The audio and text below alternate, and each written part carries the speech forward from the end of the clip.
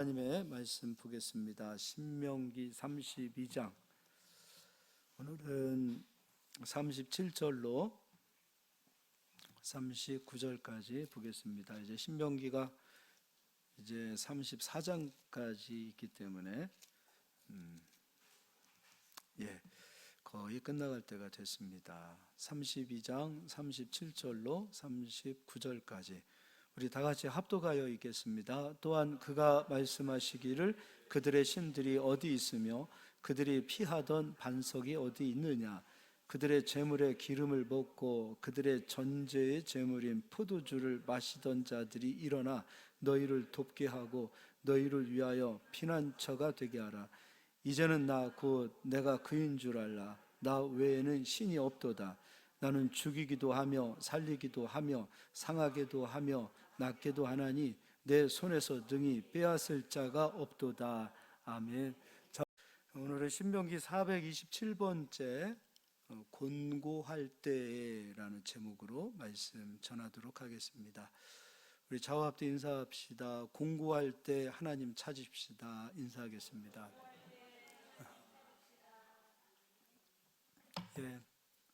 37절, 지금 이제 제가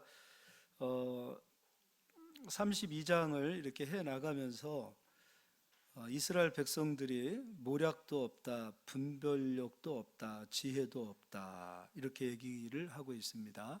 그 이후에 이스라엘 백성들에게 지혜와 모략과 분별이 빠져나간 이후에 하나님을 의지하기보다는 세상을 더 의지하고 또 우상을 의지하고 또 우상을 섬기는 이스라엘 백성들을 향한 내용이 32장 내용이에요. 그래서 하나님께서 이스라엘 백성들에게 그렇게 얘기합니다.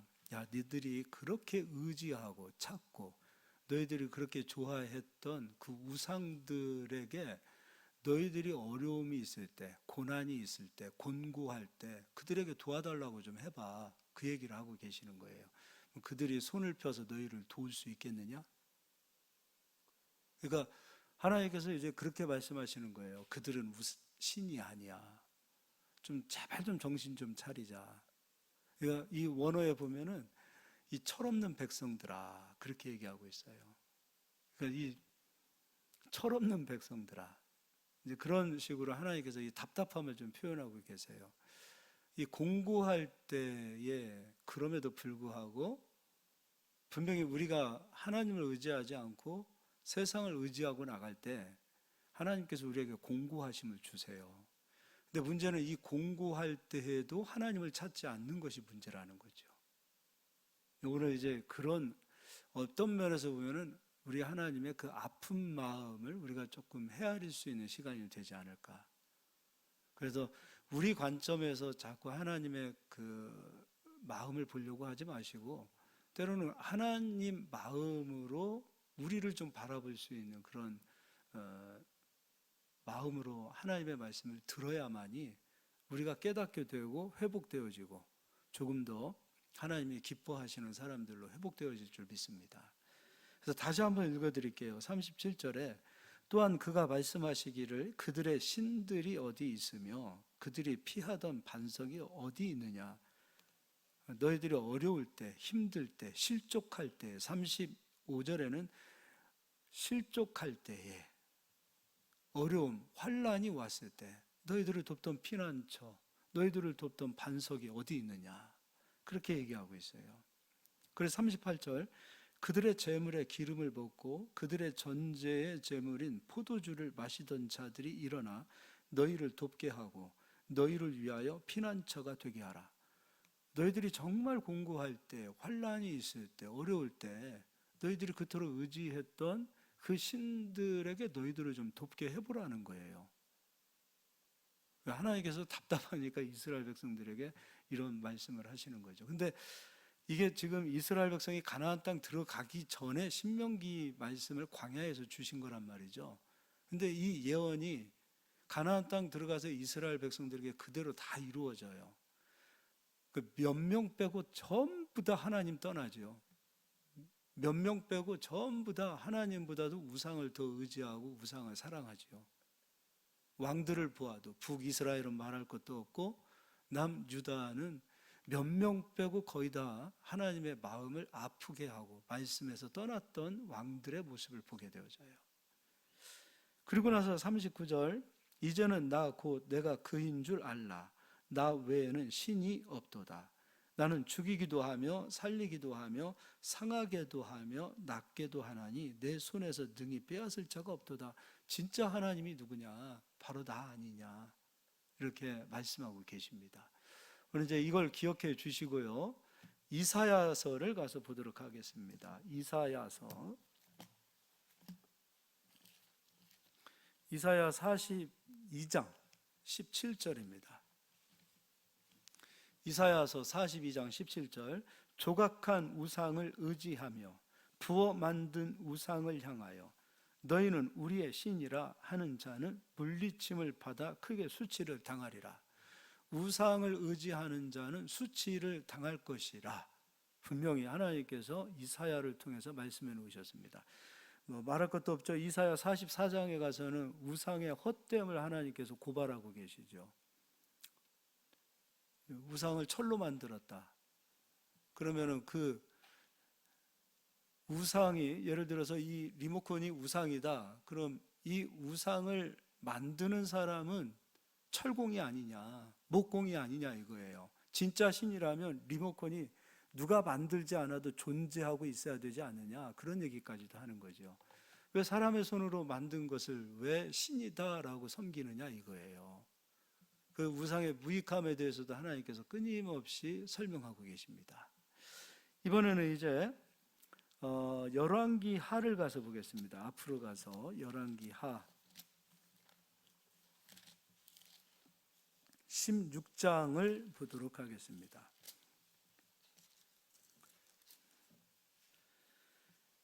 16장, 이거는 좀 배경 설명을 제가 해드릴게요. 다 읽어보면 시간이 갑니다. 16장 1절 읽어드리겠습니다. 르말랴의 아들 베가, 북이스라엘의 왕은 베가가 왕으로 있을 때입니다. 제17년에 유다 왕 요담의 아들 아하스가 왕이 되니, 이 아하스라는 사람은 우리가 물론 성경에 나와 있지만 사람들이 잘 모르죠. 히스기야는 잘 알죠. 아하스의 아들이 히스기야고 히스기야의 아버지가 아하스예요. 히스기야의 아들이 므낫세입니다. 지난주에는 므낫세 얘기를 좀 해드렸죠. 이 아하스가 우상을 섬기기 시작합니다. 그때에 3절에 보니 이스라엘의 여러 왕의 길로 행하며 또 여호와께서 이스라엘 자손 앞에서 쫓아내신 이방 사람의 가증한 일을 따라 자기 아들을 불 가운데로 지나가게 하며, 몰렉에게 자기 아들을 바치는 거예요, 제물로.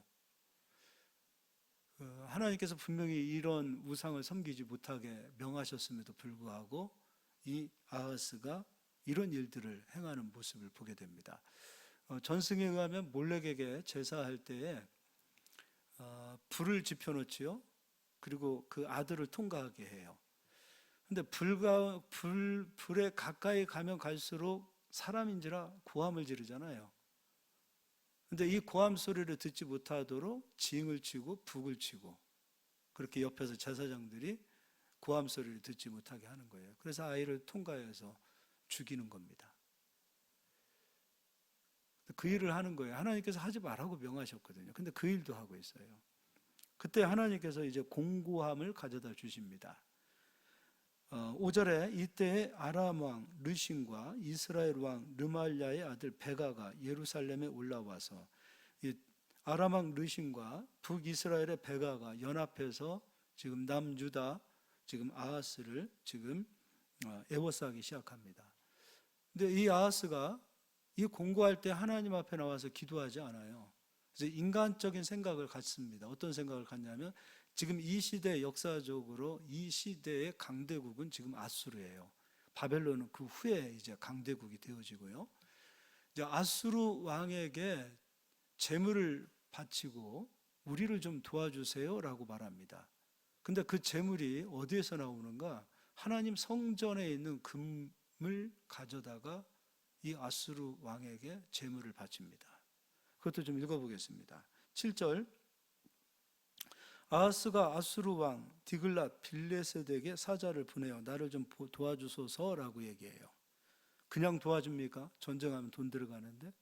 그래서 8절에 아하스가 여호와의 성전과 왕궁 곳간에 있는 은금을 내어다가 아수르 왕에게 예물을 보냈더니, 하나님의 성전은 기도하는 곳이거든요. 그곳에 가서 하나님 도와주세요라고 엎드려야지요. 근데 이 공고할 때에 오히려, 그러니까 공고할 때 믿음을 잃어버리는 사람이 있고, 공고할 때에 하나님 성전에 가서 믿음의 역사를 보는 사람이 있어요. 근데 이 아하스가 선택하는 것은 하나님 성전에 가기는 갑니다. 근데 믿음을 팔아먹습니다. 진리를 팔아먹습니다. 하나님의 은혜를 팔아먹습니다. 성전으로 가는 것은 분명한데 하나님 도와주세요라고 기도하지 않아요. 성전에 있는 은금을 가져다가 인간적인 방법으로 아수르 왕에게 주고, 그리고 아수르 왕이 내려와서 아람과 북이스라엘을 진멸합니다. 맛을 한번 봤습니다, 이 사람은. 그러니까 문제가 뭐냐면, 인간적인 방법으로 무엇인가를 해결하려고 했을 때 그것이 회복되어지는 것 또한 맛을 본 거예요. 그럼 다음에도 또 똑같은 그런 일이 나올 때 하나님 성전으로 가기보다는 또 인간적인 방법을 사용한다는 거예요. 그러니까 오히려 공고할 때 믿음을 더 잃어버리는 사람이 있고, 공고할 때 더 믿음을 갖는 사람이 있어요. 근데 이 아하스가 선택한 것은 공고할 때 믿음을 버리는 일을 선택합니다. 목회를 하면 이게 딱 보여요. 공고할 때, 또는 하나님께서 축복을 주실 때 믿음을 더욱더 굳건하게 가지고 믿음을 사오는 사람이 있는 반면에, 공고할 때, 축복이 올 때 오히려 믿음을 팔아먹는 분들이 계세요. 이게 보이니까 답답한 거지요. 목회하면서도 보이니까. 그러나 믿음을 사오시고 믿음 안에 서시는 분들을 보면 바울이 얘기한 것처럼 이제 내가 살았다라고 마음이 놓이기 시작하는 거예요. 우리 성도님들도 마찬가지로 공고함이 올 때 믿음 팔아먹지 않기를 바랍니다. 오히려 굳건하게 반석 위에 믿음으로 서실 수 있기를 예수의 이름으로 축원합니다. 근데 이 아하스가 정신을 못 차려요. 아수르 왕이 아람도 물리치고 북이스라엘도 물리치고 난 이후에 아람의 수도가 다메섹이지요. 그러니까 그 땅을 정복하기 위하여, 정복자이니까 지금 아람에 지금 이 아수르 왕이 간 겁니다. 그러니까 이 아하스가 아수르 왕을 만나기 위하여 다메섹으로 갑니다. 근데 이 다메섹에 가서 보니까 우상이 멋지게 세워져 있는 거예요. 그것을 보고서 이 아하스가 어떤 생각을 갖냐면, 야, 우리 하나님이 우리를 돕지 않고 자기가 하나님께 나가지도 않았음에도 불구하고 이방신들은 신이 도와서 저들이 저렇게 강한 나라가 되고 강력한 국가가 되는 거 아니냐. 그래서 그 우상을 그대로 예루살렘으로 가지고 옵니다. 근데 왕도 정신을 못 차리고 제사장도 정신을 못 차리고 있습니다. 이 우상을 설계하여 제사장에게 그 우상을 좀 만들으라고 지금 왕이 명령을 했습니다. 제사장은 깨어 있어야죠. 안 됩니다 라고 강력하게 막았어야 됨에도 불구하고 제사장까지도 우상을 만드는 일에 하나가 됩니다. 이제 그거는 좀 시간이 가도 좀 읽어보겠습니다. 10절입니다. 아하스 왕이 아수르 왕 디글랏 빌레셋을 만나러 다메섹에 갔다가 거기 있는 제단을 보고 아하스 왕이 그 제단의 모든 구조와 제도의 양식을 그려 제사장 우리아에게 보냈더니 우리아가 그대로 만들어냅니다. 제사장도 정신을 못 차리고 있고 왕도 정신을 못 차리고 있습니다. 제사장도 먹을 양식을 하나님이 주신다라는 믿음을 가지고 가야 되는데, 제사장은 자신이 먹고 사는 그 모든 문제를 왕이 준다라고 생각하니 왕의 종이 되는 거죠. 제사장이 하나님 종이 돼야죠. 근데 사람의 종이 돼버렸습니다. 왕을 통해서 제사장이 양식을 먹는다 하더라도 근본 하나님께서 왕을 통해서 주시는 것이요, 백성을 통해서 제사장에게 양식을 줌에도 불구하고 제사장들의 심리 가운데 하나님에 대한 신뢰와 믿음이 없으면 사람이 먹인다라는 생각을 갖고 있어요. 여기 목회하는 저도요, 여러분들의 헌금으로 먹고 산다가 아니에요. 하나님의 것으로 먹고 산다예요. 여러분 돈으로 목사님 월급 준다 생각하지 마세요. 하나님 거예요. 하나님 거. 하나님 거. 그런 배짱들이 있어야 되는데 제사장도 지금 타락했고 왕도 타락했어요. 결국은 무엇 때문에 타락하는가? 먹고 사는 것 때문에 다 타락해요. 그 뒤에요, 14절, 이게 참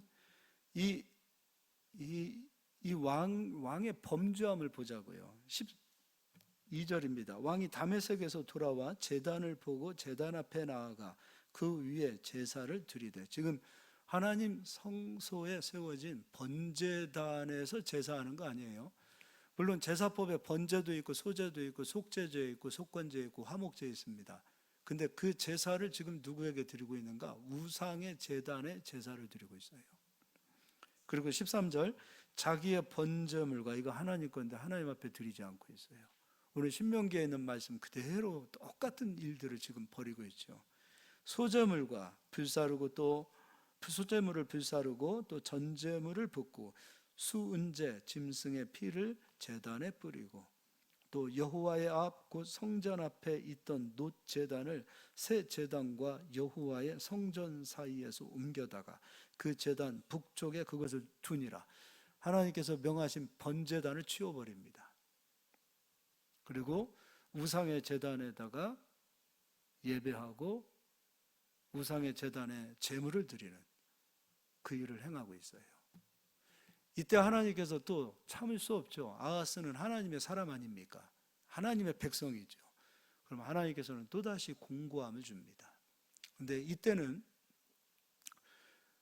북이스라엘이 아니에요. 주변에 있는 블레셋 그리고 에돔, 이러한 사람들을 하나님께서 찌르는 가시로 붙이기 시작합니다. 근데 이미 아하스는 맛을 한번 봤잖아요. 곤고할 때에 아람과 북이스라엘이 연합하여 자기를 치고자 했을 때 아수르를 의지했던 맛을 본 거예요. 믿음으로 행하지 않았고 사람의 방법으로 행하여 문제를 해결했던 경험이 그에게 있는 거예요. 그럼 또 공고할 때에 하나님께 나와서, 성전에 나와서 하나님하고 자신의 그 모든 것들을 회개하고 돌이켜야 됨에도 불구하고 그의 경험 속에는 아수르라는 우상이 크게 마음속에 자리 잡혀 있어요. 그러니까 아수르에게 다시 의지해야 되겠죠. 그것도 좀 찾아보도록 하겠습니다. 역대하입니다. 역대하 28장 보도록 하겠습니다. 16절입니다. 그때에 아하스 왕이 아수르 왕에게 사람을 보내어 도와주기를 구하였으니 이는 에돔 사람들이 다시 와서 유다를 치고 그의 백성을 사로잡았음이며. 공고함이 다시 찾아옵니다. 18절, 블레셋 사람들도 유다의 평지와 남방 성읍들을 침노하여. 이 블레셋 사람들이 언제적 사람들입니까? 사울과 다윗 시대에 있었던 사람들 아닙니까? 근데 그들이 다시 힘을 얻고 강성하여져서 이스라엘을 지금 다시 찌르는 채찍으로 사용되고 있습니다. 그때 다시 이런 공고함이 왔을 때 정신 차리고 하나님 앞에 나가야 될 이 아하스가 다시 아수르를 의지해요. 근데 하나님께서요, 그 아수르가 너에게 어떠한 작용을 하는지를 깨닫게 해주세요. 그거를 좀 읽어보도록 하겠습니다. 19절, 이는 이스라엘 왕 아하스가 유다에서 망령되이 행하여 여호와께 크게 범죄하였으므로 여호와께서 유다를 낮추심이라. 아수르 왕 디글라 빌레셋이 그에게 이르렀으나 돕지 아니하고 도리어 그를 공격하였더라. 우상을 의지했고 아수르를 의지했어요. 그를 통해서 한번 큰 시험에서 건짐받은 경험이 있거든요. 근데 이제 반대로 그가 그를 찔러요. 그리고 나서 아하스가 21절 여호와의 전과 왕궁과 방백들의 집에서 재물을 가져다가 아수르 왕에 주었으나 그에게 유익이 없었더라. 믿음은 계속 사라지는 거예요. 하나님 성전은 예배하는 곳이에요. 예수님께서도 말씀하셨어요. 하나님의 집은 기도하는 곳이다. 하나님의 도움을 구하고 은혜를 구하고 하나님의 긍휼하심을 바라는 곳이 바로 성전입니다. 근데 성전에 있는 은금을 계속해서 팔아먹고 있는 그 모습을 보십시오. 누가 쌓아놓은 겁니까? 믿음의 조상들이 믿음으로 싸워서 이겨서 하나님 성전에 금으로 하나님 앞에 들여놓았는데 정신 못 차리는 한두 사람으로 인하여 하나님 성전에 있는 은금, 믿음을 다 팔아먹는 겁니다. 우리 한국교회 이 역사상 우리 짧은 시간 동안에 우리 믿음의 선진들의 믿음은 역사상 이렇게 훌륭한 믿음 가진 사람들 없었어요. 100년 안에 한국교회뿐 아니라 이 민족의 문화를 바꾸어 놓았습니다. 얼마나 훌륭한 사람들이 많았는지 몰라요. 그러나 지금은 어떻습니까? 우리는 지금 믿음을 팔아먹고 있지는 않은지 돌아봐야 합니다. 우리 어머니 때의 믿음만 해도요. 우리 할머니 때의 믿음만 해도요. 지금처럼 우리처럼 잘 살지도 않았어요. 어려웠던 시절, 보릿고개의 시절, 나라를 빼앗겼던 시절, 전쟁을 겪었던 그 시절. 그래도 그들은 믿음을 팔아먹지 않았었어요. 근데 요즘은 왜 그렇게 믿음이 약해져 있는지 모르겠습니다. 뭐 하다가 조금만 안 되면 남 탓하고 세상 탓하고 하나님 탓하고 원망하고 부모님 탓하는 우리들의 모습을 보십시오. 믿음이 너무 약해졌어요. 아하스 같아요. 하나님을 의지하기보다는 세상을 너무 의지해요.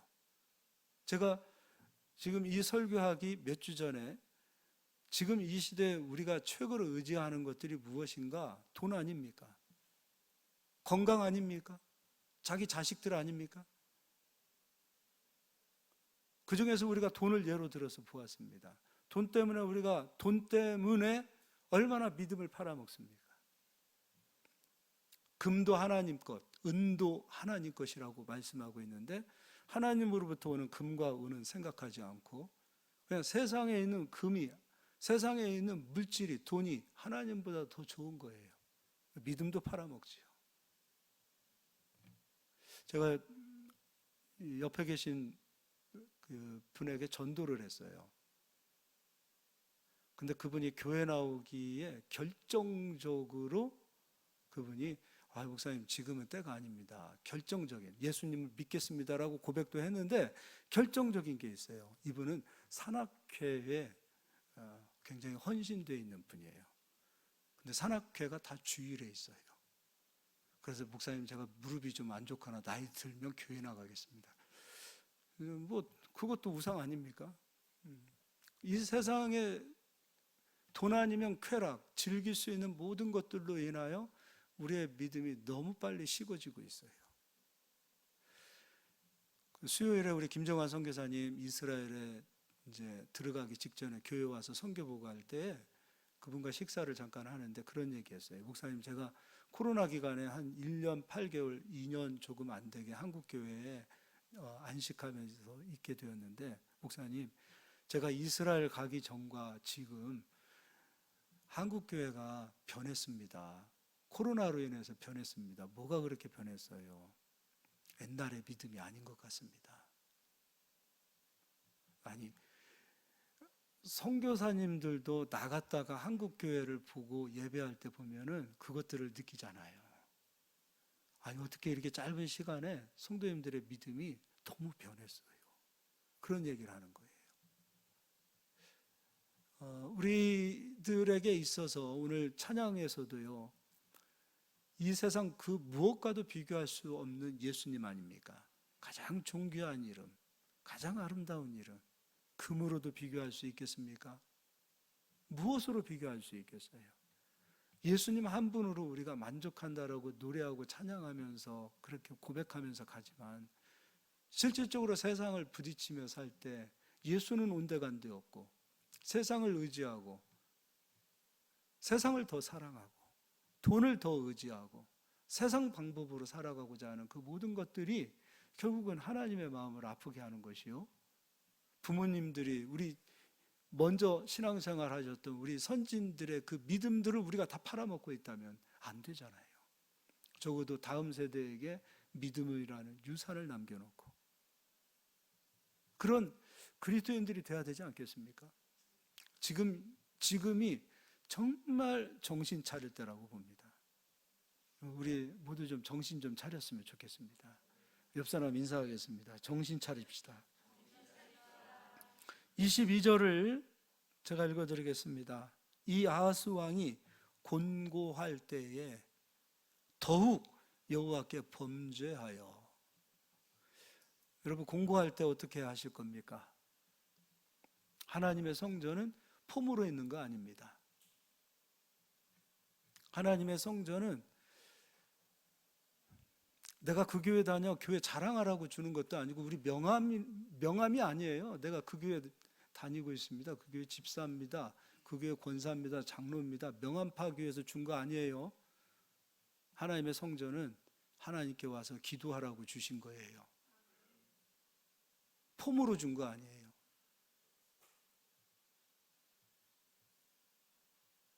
예수님이 말씀하셨어요. 23절 자기를 친 다메섹 신들에게 제사하여 공고할 때 오히려 더 우상을 찾아요.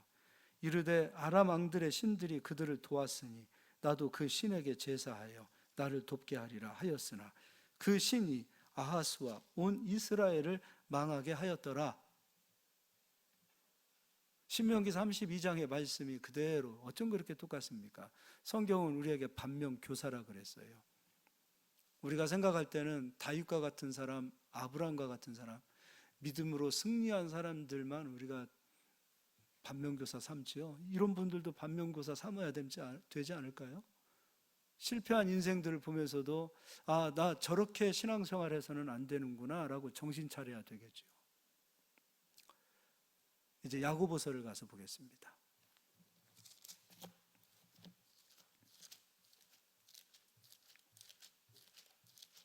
야고보서 1장입니다. 야고보서는요 정말 귀한 책이에요. 이 야고보서는요 믿음이란 행함이 있어야 온전한 믿음이다 라고 얘기하고 있어요. 말씀만 있고 기도하지 않으면 그것 또한 온전한 믿음이 아니에요. 야고보는 항상 균형을 가지고 있어요. 야고보서는 믿음이 무엇인지를 다시 한번 생각하는 그 책이 야고보서예요. 그런데 야고보서도 마찬가지입니다. 공고할 때에 어떻게 우리가 해야 될지를 설명하고 있어요. 1장 2절입니다. 내 형제들아 너희가 여러 가지 시험을 당하거든 공고할 때입니다. 어려움을 만나거든 생각지도 않았는데 몸이 아프다든지 생각지도 않은 일들이 터져서 시험을 당하고 공고한 일이 찾아올 때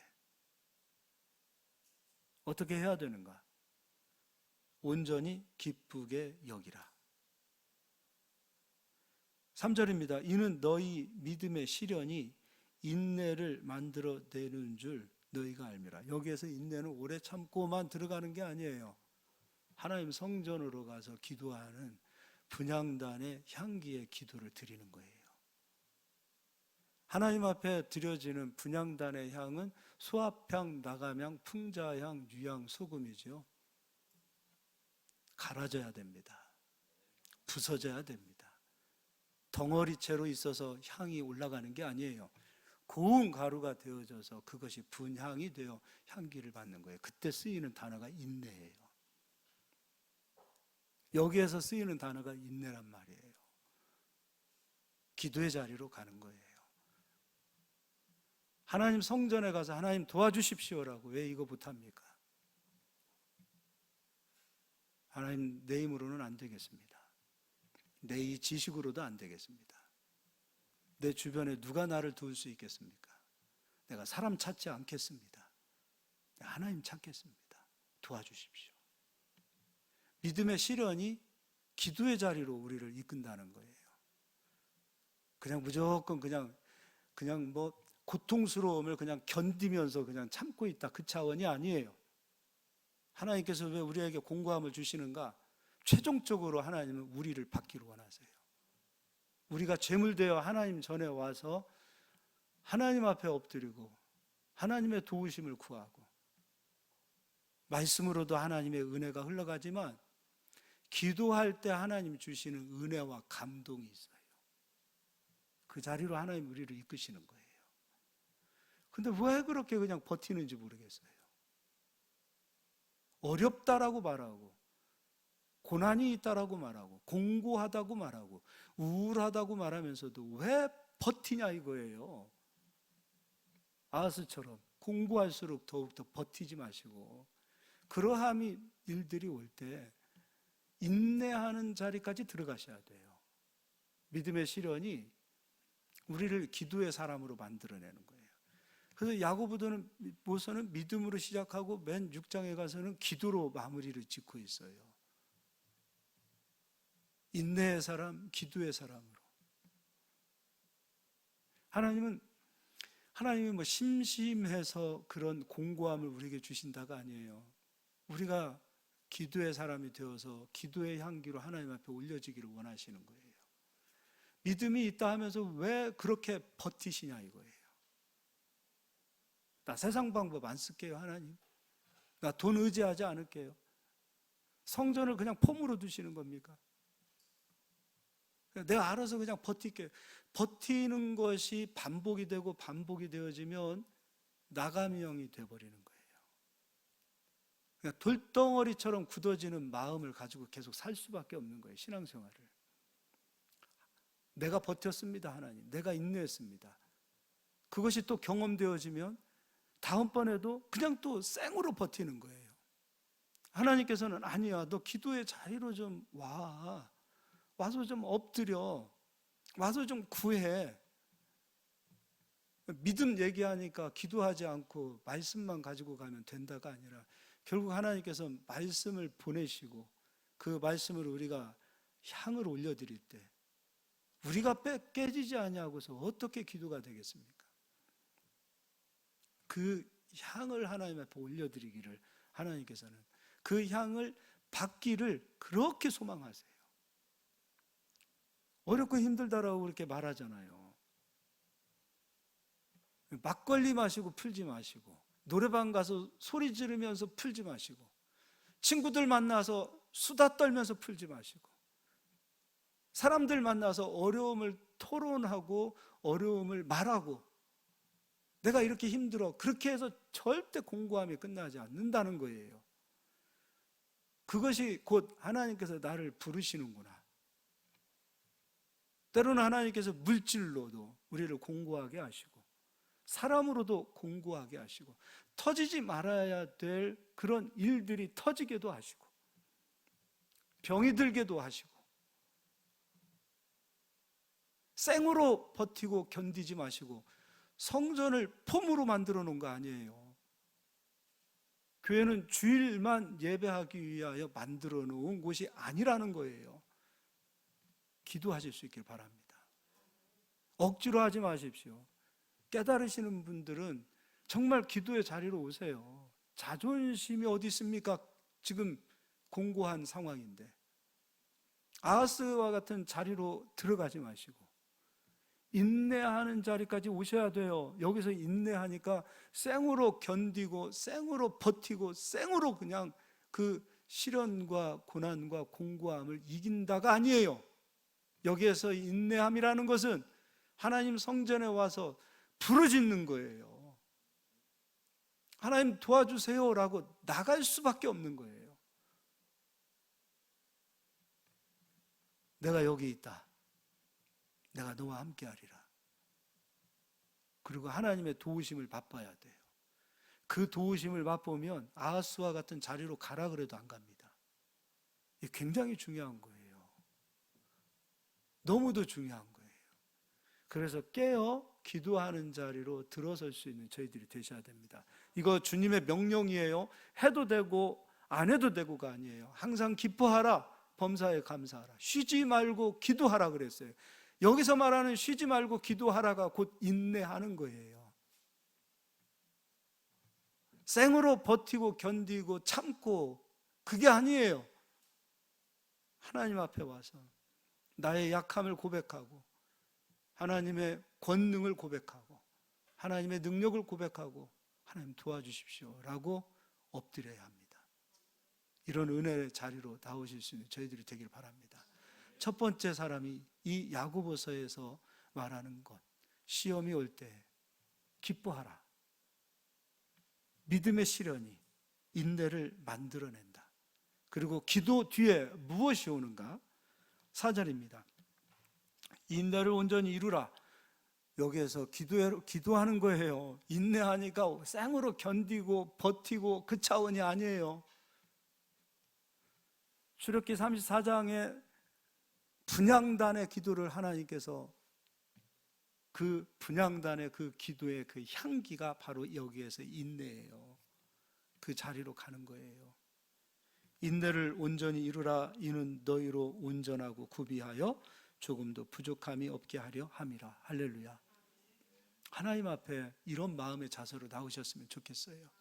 두 번째, 또 반대의 사람이 있습니다. 히브리서입니다. 10장입니다. 구약 성경에 있는 사람들은 구약의 일로만 끝나는 게 아니에요. 다 우리 반면교사예요. 우리의 이야기예요. 우리에게 적용되어지는, 지금 나에게 적용되어지는 사건들이란 말이죠.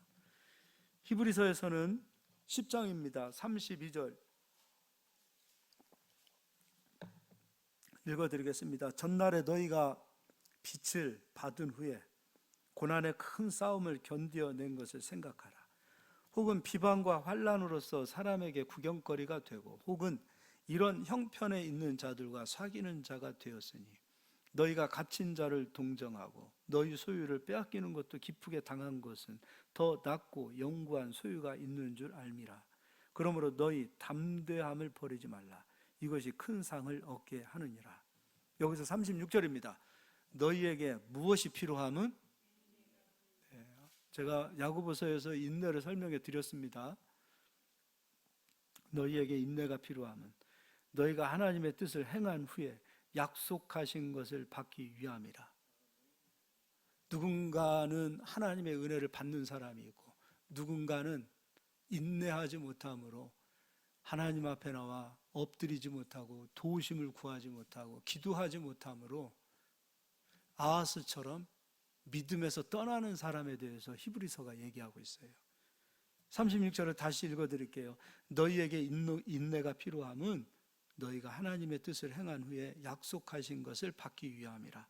잠깐 후면 오실 이가 오시리니 지체하지 아니하시리라.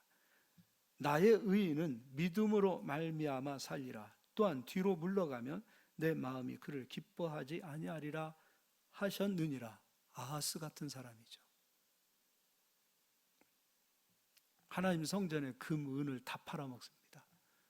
지금 우리로 말하면 우리가 가지고 있는 믿음도 팔아먹습니다. 우리의 믿음의 선배들이, 믿음의 조상들이 쌓았던 그 믿음의 공적들을 다 팔아먹습니다.